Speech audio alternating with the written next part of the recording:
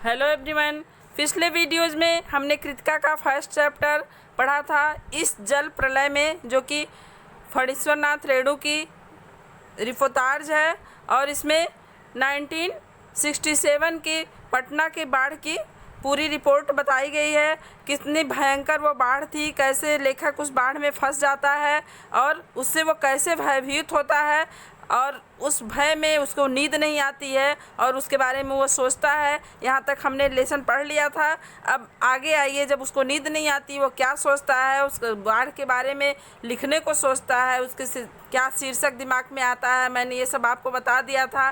बाढ़ आकुल प्रतीक्षा ये शीर्षक जब उसके दिमाग में आता है तो वो स्वयं ही अपने आप पे हंसने लगता है कि ये कैसा शीर्षक है, और वह कविता लिखना बंद करके फिर कुछ और सोचने लगता है। उसे नींद नहीं आती है, नींद की जगह पे उसे स्मृतियाँ आने लगती हैं। आइए आगे देखते हैं। नींद नहीं, स्मृतियाँ आने लगीं एक एक कर चलचित्र की बेतरतीब दृश्यों की तरह। नींद नहीं, अर्थात वो सोना चाह रहा था लेकिन नींद नहीं आई। नींद की जगह क्या आने लगी, उसे स्मृतियाँ आने लगी एक एक कर चलचित्र की बेतरतीब दृश्यों की तरह। जैसे चलचित्र चलता है तो उसमें कोई भी सीरियल नहीं होता है, कौन सा दृश्य कब आएगा, कुछ भी आता जाता रहता है।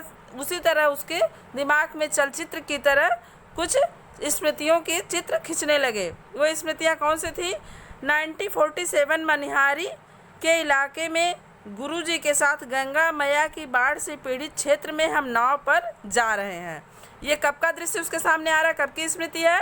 1947 मनिहारी जो कि कटिहार ज़िले में पड़ता है, तब पूर्णिया ज़िले में पड़ता था, के इलाके में उनके गुरुजी के साथ, गुरुजी उनके कौन थे? स्वर्गीय सीतानाथ भादुड़ी जी थे, के साथ गंगा मैया की बाढ़ से, वहाँ गंगा की बाढ़ आई हुई थी और उससे पीड़ित क्षेत्र था वो, जहाँ नाव पर लेकर जा रहा था। चारों ओर पानी ही पानी, दूर एक द्वीप जैसा बालूचर दिखाई पड़ा। बालू का ऊंचा टीला जो था वो पानी में कैसा दिखाई दे रहा था, जिससे कोई समुद्र में द्वीप होता है। हमने कहा वहाँ चलकर जरा चहलकदमी करके टांगें सीधी कर लें। नाव पे बैठे बैठे जो उनके पैर सिकुड़ गए थे, उन्होंने कहा कि वहाँ बालू का जो रेत का टीला है वहाँ चलते हैं, वहाँ चलकर थोड़े अपने पैर को आराम देते हैं।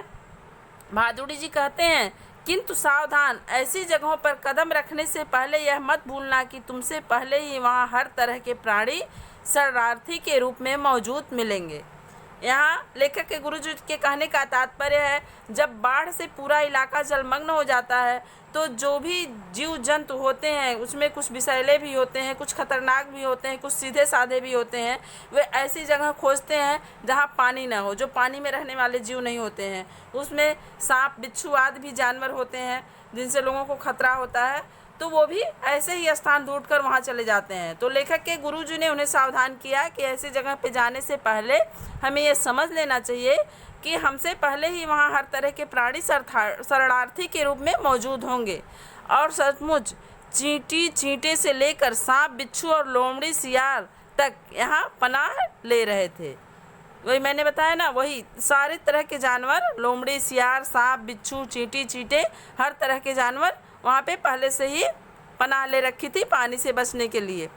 भादुड़ी जी की हिदायत थी, हर नाव पर पकाही घाव की दवा, दिया सलाई की डिबिया और किरासल तेल रहना चाहिए। उनके गुरुजी ने हिदायत दी थी कि पकाही घाव अर्थात पानी में पैर में डालने से जो अंगुलियां सड़ जाती हैं, तलों में घाव हो जाता है, उन्हें लगाने के लिए, ये बिहार में वहाँ के भाषा में कहा जाता है कि पकाही घाव, उस घाव को बोलते हैं। उस पर लगाने के लिए जो दवा बनती है वो दवा दिया सलाई की डिबिया यानी माचिस और किरासन तेल यानी मिट्टी का तेल हर नाव पे होना चाहिए। सचमुच हम जहाँ जाते खाने पीने की चीज़ से पहले पकाही घाव की दवा और दिया सलाई की मांग होती, अर्थात जहाँ भी ये लोग पहुँचते तो कोई खाने पीने के बाद में मांगता, पहले माचिस और वह दवा मांगी जाती जो मलहम का काम करती थी, जो लोगों के पैरों में सड़ने से, पानी लगने से घाव हो गया था। तो जब लोग नाव से उतरते थे तो पहले तो वो मलहम लगाते थे, फिर रोशनी करने के लिए माचिस की मांग की जाती थी। 1949 उस बार महानंदा की बाढ़ से घिरे बिपासी थाना के एक गांव में हम पहुंचे। ये 1949 की बाढ़ की बात हो रही है। ये किस नदी की बाढ़ थी? महानंदा। महानंदा से के बाढ़ से घिरे बिपासी थाना, वापसी थाना के एक गांव में हम पहुंचे। ये एक गांव था वापसी। हमारी नाव पर रिलीफ के डॉक्टर साहब थे जो सहायता के लिए रहते हैं डॉक्टर, वो उस नाव पे बैठे थे।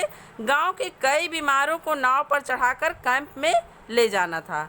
गांव में जो लोग बाढ़ से या ऐसे भी बीमार हो गए थे उनको कैंप ले जाने के लिए लोग गए थे। अब एक दृश्य ख़त्म होता है। अभी लेखक ने बताया ना कि बेतरतीब से दृश्य उसके सामने आ रहे थे। अभी 1947 की मनिहारी के गंगा की बाढ़ की बात हो रही थी, अब 1949 के महानंदा की बाढ़ की बात हो रही है, जहां लेखक अपने एक डॉक्टर के साथ एक गांव में जाते हैं, वापसी गांव, जहां से उन्हें कई मरीज लोगों को लेके हॉस्पिटल जाना है, कैंप जाना है। एक बीमार नौजवान के साथ उसका कुत्ता भी कुई कुई करता हुआ नाव पर चढ़ाया।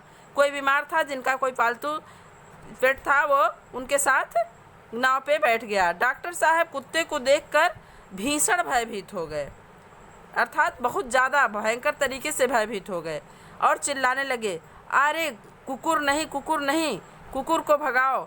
गांव में कुत्ते को कभी कभी कुकुर कहते हैं, तो वो डॉक्टर जो थे गांव के थे वो चिल्लाने लगे कि नहीं, कुत्ते को नहीं, इसको भगा दो। उससे उन्हें डर लग रहा था। बीमार नौजवान छप से पानी में उतर गया। हमार कुकुर नहीं जाएगा तो हमहू नहीं जाएगा। वो जो बीमार था, जो युवा था, वो बीमार था, वो उसको गुस्सा आने लगा क्योंकि उसका पेट उसके साथ नहीं ले जाया जा रहा था। तो वो गुस्से से उतर गया नाव से नीचे और उसने क्या कहा कि अगर मेरा कुत्ता नहीं जाएगा तो मैं भी नहीं जाऊंगा। परमान नदी की बाढ़ में डूबे हुए एक मुसहरी में हम राहत बांटने गए। अब यहाँ दूसरी नदी का जिक्र आ गया है, परमान नदी। इसकी बाढ़ जब आई थी तो एक मुसहरी यानी मुसहरों की बस्ती। मुसहर एक जाति होती है जो पत्तों का दोना पत्तलात बनाते हैं, उनकी बस्ती को मुसहरी बोलते हैं। तो उस जाति के लोग थे। में राहत बांटने गए, वहाँ पे ये लोग राहत का सामान पहुँचाने गए, जो बाढ़ पीड़ितों को राहत का सामान दिया जाता है। खबर मिली थी कि कई दिनों से मछली और चूहों को झुलसाकर खा रहे थे।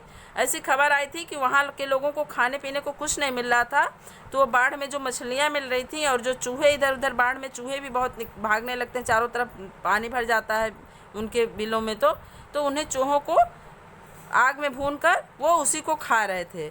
वैसे भी मुसहर जात के जो लोग होते हैं इन जीवों को वो लोग खाते हैं, किसी तरह जी रहे हैं। वो लोग यही सब खाकर किसी तरह अपना जीवन यापन कर रहे थे। किंतु टोले के पास जब हम पहुँचे तो ढोलक और मजीरा की आवाज़ सुनाई पड़ी। अब खबर तो ऐसी आई थी कि लोग खाने के बिना मर रहे हैं, किसी तरह जीवन यापन कर रहे हैं। लेकिन जब लेखक उस बस्ती के पास पहुंचा तो क्या आवाज़ सुनाई दी? ढोलक बजने की। और ढोलक के साथ एक वाद्य यंत्र होता है मंजीरा, जो पीतल का होता है, वो बज रहा था साथ में। जाकर देखा एक ऊंची जगह मचान बनाकर स्टेज की तरह बनाया गया है। बलबाही नाच हो रहा था। लाल साड़ी पहनकर काला कलूटा नटुआ दुल्हन का हाव भाव दिखला रहा था, यानी वह धानी है, घरनी धानी घर छोड़कर मायके भागी जा रही है और उसका घरवाला उसको मनाकर राह से लौटाने गया है। ये एक तरह से वहाँ नृत्य नाटिका प्रस्तुत की जा रही थी। एक जो था काला कलूटा नटुआ, कोई इंसान था जो काला था और छोटा था, वो लाल साड़ी पहनकर जैसे नई दुल्हन होती है उस तरह का हाव भाव दिखला रहा था, यानी वह धानी है। वह एक दुल्हन का रूप धारण किए हुए था जिसका नाम धानी था। घरनी घर छोड़कर मायके भागी जा रही है और गुस्सा कर मायके की तरफ जा रहा था, और उसका घर वाला जो उसका पति था उसको मनाकर राह में लौटाने गया था, उसको उसकी खुशामद करके उसे वापस ले आने के लिए गया था। इस पद के साथ ही ढोलक पर द्रुत ताल बजने लगा, और जो उसके साथ पद चल रहे थे, जो काव्य चल रहा था उसके साथ, तो उसके साथ ढोलक पर बहुत तेज़ी से ताल भी बज रहे थे। धगड़िक धगड़िक चौक से चकधुक, ये सब ढोलक की आवाज़ उसमें आ रही थी। कीचड़ पानी से लथपथ भूखे प्यासे नर नारियों के झुंड में मुक्त खिलखिलाहट लहरें लेने लगती हैं। वहाँ कैसा माहौल था? कीचड़ और पानी से लोग लथपथ थे, भूखे प्यासे थे सभी लोग। किसी को पूरी तरह न पेट भर खाना मिला था, न पीने को शुद्ध पानी मिल रहा था और न रहने का सही स्थान था। सभी लोग कीचड़ और पानी से लथपथ थे। फिर भी वहाँ कैसा माहौल था, नर नारियों के झुंड से मुक्त खिलखिलाहट लहरेने लगती हैं। न एकदम मुक्त हंसी, एकदम खुली हुई हंसी, जैसे अंदर से उल्लास फूट पड़ रहा था, ऐसी खिलखिलाहट वहाँ गूंज रही थी। हम रिलीफ बांट कर भी ऐसी हंसी उन्हें दे सकेंगे क्या? लेखक सोचता है कि हम जो सहायता सामग्री ले आए हैं इसको बांटकर क्या इतनी खुशी उन्हें दे पाएंगे जितनी खुश वो अभी दिखाई दे रहे हैं, भूखे प्यासे। शास्त्री जी आप कहाँ हैं? बलवाही नाच की बात उठते ही मुझे अपने परम मित्र भोला शास्त्री की याद हमेशा आ जाती है। ये एक ग्रामीण नृत्य होता है, बिहार में होता है, बलवाही नाच इसको कहते हैं। तो जब इस नाच की बात होती है तो लेखक को अपने कोई परम मित्र भोला शास्त्री की याद आ जाती है। यह एक बार 1937 में सिमरवानी शंकरपुर के बाढ़ के समय नाव को लेकर लड़ाई हो गई थी। अब यहाँ किस समय की जिक्र लेखक कर रहा है? 1937 में। 1937 में कहाँ पे बाढ़ आई थी? सिमरवानी शंकरपुर में बाढ़ आई थी, वहाँ नाव को लेकर लड़ाई हो गई थी। मैं उस समय बालचर यानी स्काउट बॉय था उस समय। लेखक गांव के लोग नाव के अभाव में केले के पौधे का भेला बनाकर किसी तरह काम चला रहे थे। केले के पौधे को मतलब नाव के रूप में इस्तेमाल कर रहे थे वहाँ के लोग, वहाँ नाव नहीं थी। वहीं जमींदार के लड़के नाव पर हारमोनियम तबला के साथ झिंझिर करने निकले थे। झिंझिर यानी जल विहार। जब गांव में बाढ़ आती थी तो कुछ लोग जो होते थे नाव पे खाने पीने की सामग्री रखकर और उस पे वाद्य यंत्र रखकर अपने मनोरंजन का सामान रख के और निकल जाते थे पानी में जल विहार करने, नौका विहार करने, उस पे अपना एंजॉय करते थे और पानी में बहुत दूर दूर तक घूम के आते थे। गांव के नौजवानों ने मिलकर उनकी नाव छीन ली थी, थोड़ी मारपीट भी हुई थी। ये कब का जिक्र लेखक ने बताया? 1937 में। और उस समय नाव के अभाव से यह लड़ाई हुई थी। तो जब लेखक ने यह नृत्य देखा बलवाही तो उन्हें वह घटना का स्मरण हो आया। और 1967 में जब पुनपुन का पानी राजेंद्र नगर में घुस आया था। अब लेखक किस घटना की बात कर रहा है? 1967 में की, जब पुनपुन का पानी राजेंद्र नगर में घुस आया था। एक नाव पर कुछ सजे धजे युवक और युवतियों की टोली किसी फिल्म में देखे हुए कश्मीर का आनंद घर बैठे लेने के लिए निकली थी। जैसे कोई दृश्य होता है फिल्मों में कि लेखक के कहने का तात्पर्य है कि जैसे फिल्मों में कश्मीर का दृश्य दिखाता है कि कुछ लोग नौका विहार को निकले हैं और वो आनंद ले रहे हैं, वह आनंद घर बैठे बैठे बिना फिल्म देखे लेने के लिए कुछ युवक और युवती किसी नाव पर बैठकर वह आनंद लेने के लिए पूरी टोली युवक युवतियों की निकली थी। नाव पर स्टोव जल रहा था। नाव पर स्टोव यानी जैसे गैस होती है, मिट्टी के तेल से जलने वाला एक स्टोव होता था, वो जल रहा था। केतली चढ़ी हुई थी। केतली यानी चाय बनाने का पात्र। बिस्कुट के डब्बे खुले हुए थे। एक लड़की प्याली में चम्मच डालकर एक अनोखी अदा से नेस्कैफे के पाउडर को मथ रही थी, एस्प्रेसो बना रही थी। शायद दूसरी लड़की बहुत मनोयोग से कोई सचित्र और रंगीन पत्रिका पढ़ रही थी। एक वक्त दोनों पाँव को फैलाकर बांस की लग्गी से नाव खे रहा था, यानी नाव को चला रहा था। दूसरा वक्त पत्रिका पढ़ने वाली लड़की के सामने अपने घुटने पर कोहनी टेक कर कोई मनमोहक डायलॉग बोल रहा था। पूरे वॉल्यूम में बजते हुए ट्रांजिस्टर पर गाना आ रहा था। उसमें ट्रांजिस्टर भी रखा था जिसमें फुल वॉल्यूम के पे कोई गाना बज रहा था। हवा में उड़ता जाए मेरा लाल दुपट्टा मलमल का, ये गाना उस पर बज रहा था। हमारे ब्लॉक के पास गोलंबर में नाव पहुंची थी कि अचानक चारों ब्लॉक की छतों पर खड़े लड़कों ने एक साथ ही किलकारियों, सीटियों, फप्तियों की वर्षा कर दी और इस गोलंबर में किसी भी आवाज़ की प्रतिध्वनि मडरा कर गूंजती है, सो सब मिलकर स्वयं ही जो ध्वनि संयोजन हुआ उसे बड़े से बड़े गुणी संगीत निर्देशक बहुत कोशिश के बावजूद नहीं कर पाते। अर्थात उस दृश्य सेतु को देखने के बाद जो लेखक के रिहायशी इलाका था, जिसका वर्णन पीछे हो चुका है, वहाँ कोई भी आवाज़ 4 बार गूंज कर वापस आती थी। तो वहाँ पे जब ये नाव पहुँची उस किनारे, तो वहाँ से चारों तरफ से जो लोग चिल्ला रहे थे, उनके ऊपर फप्तियाँ कस रहे थे, सीटियाँ बजा रहे थे, तरह तरह के व्यंग कर रहे थे, उसकी प्रतिध्वनि जब हुई, चारों तरफ से मर्रा कर जो उसकी प्रतिध्वनि गूंज रही थी, तो वह ऐसी थी क्योंकि एक तरफ से तो आवाज़ आ नहीं रही थी, चारों तरफ से अलग अलग आवाज़ें आ रही थी।